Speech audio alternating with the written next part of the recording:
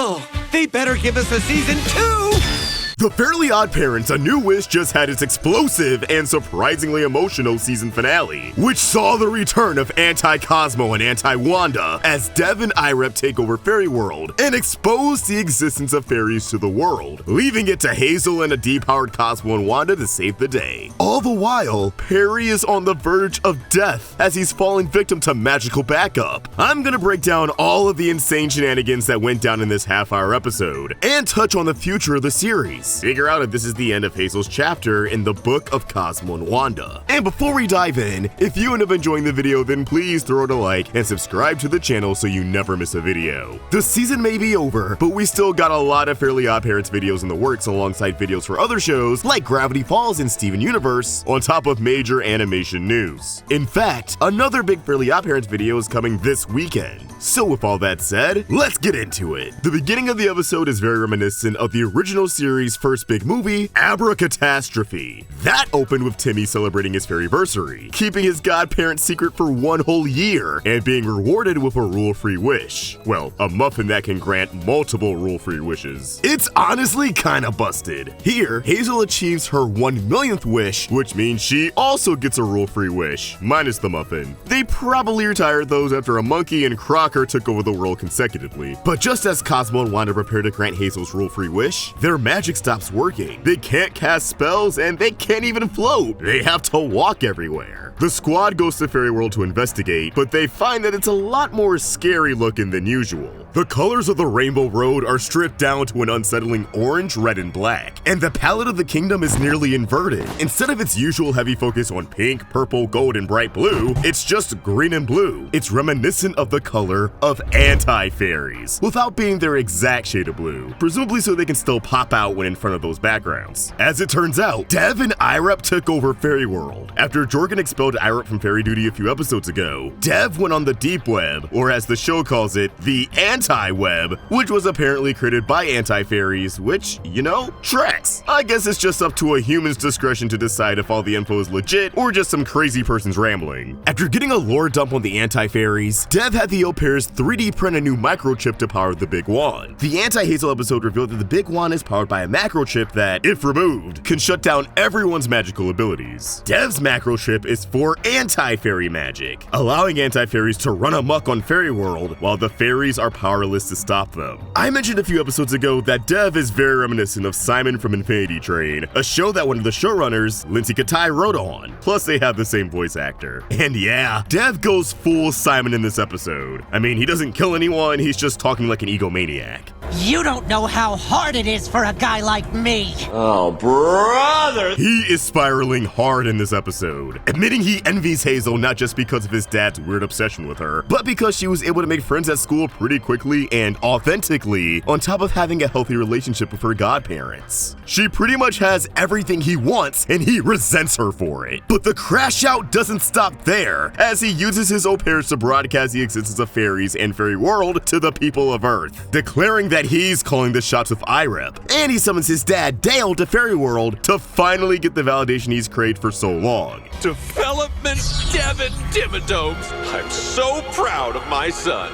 Wait, I might have missed it before, but his name is short for development? Dude, Dale is terrible. He really does see his son as just another business investment, someone he can mold into the next successful Dimmadome. That's just really depressing. Now this is already pretty wild for Fairly OddParents standards. Usually fairies don't get revealed until the 3rd act of a big special, but it just keeps going. Dev is absolutely mad with power, assigning anti-fairies to all god kids, separating Hazel from Cosmo and Wanda, wiping cows from existence. Oh god, I guess he did kill him this episode. He turns Earth into one big continent. Anti-fairies are wreaking havoc all across the globe. The dead is being raised. It's just absolute mayhem all around, and it's kinda dark. The wardens of Cosmo and Wanda's prison are of course none other than Anti-Cosmo and Anti-Wanda, who honestly haven't really changed much since the original series in both design and personality. They really don't even do much here besides torture Cosmo and Wanda by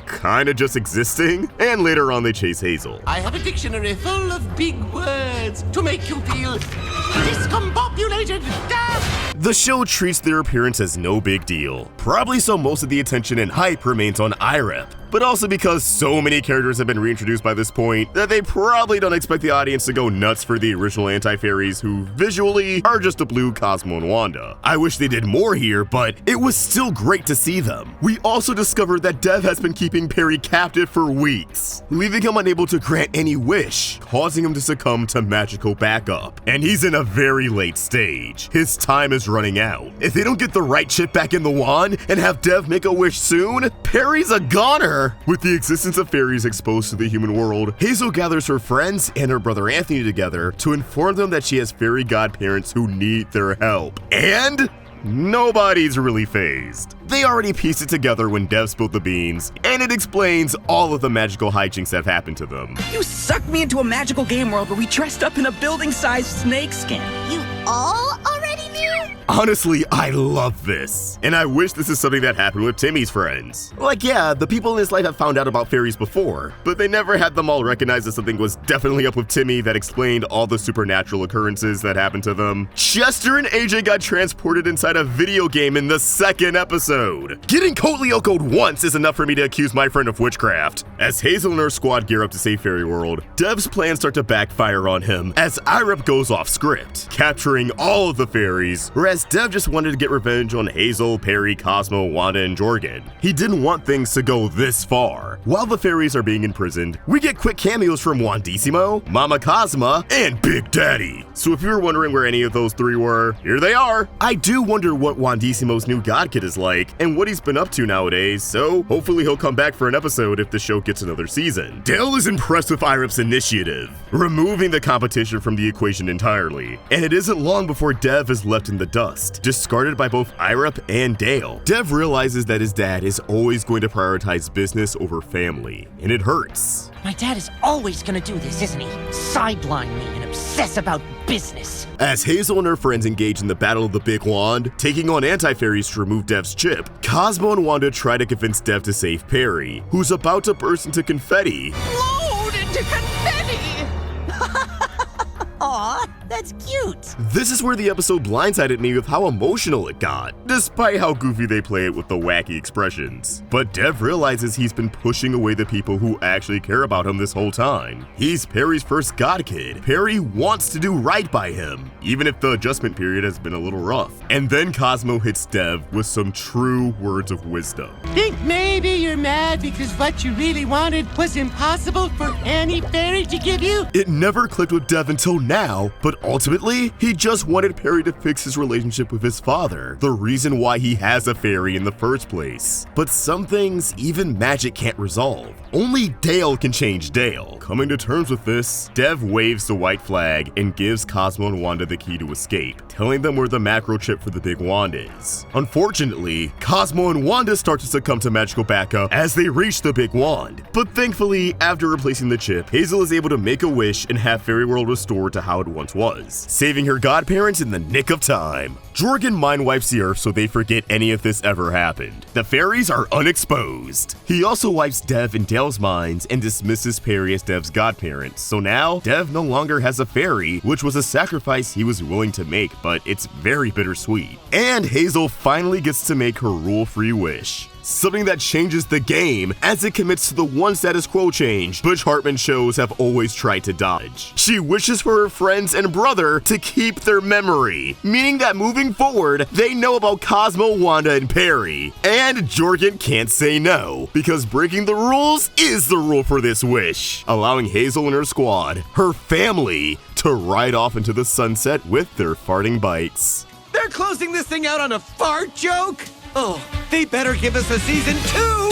Peri's right, they better get a season 2, because the story really is just beginning, and after Nick finally struck gold with a reboot that people love and are begging for more of, they'd be foolish to let it die now. And I mean, come on, this is not a good spot to leave things off on. Dev finally got true parental affection from Peri, only to lose Peri for good and not even remember who the guy is a few moments later. Maybe he'll still retain the epiphany he had about his father, and maybe the short-lived friendship he had with Hazel will live on. Maybe there'll be lingering feelings that'll tell him that she's someone who he can trust and open up to, even if he doesn't necessarily know why. I know he was mad with power and did a lot of not so nice things in these past few episodes, but bro's just a kid who's processing a lot with a bad dad. I think he deserves a happy ending. He just has to work for it.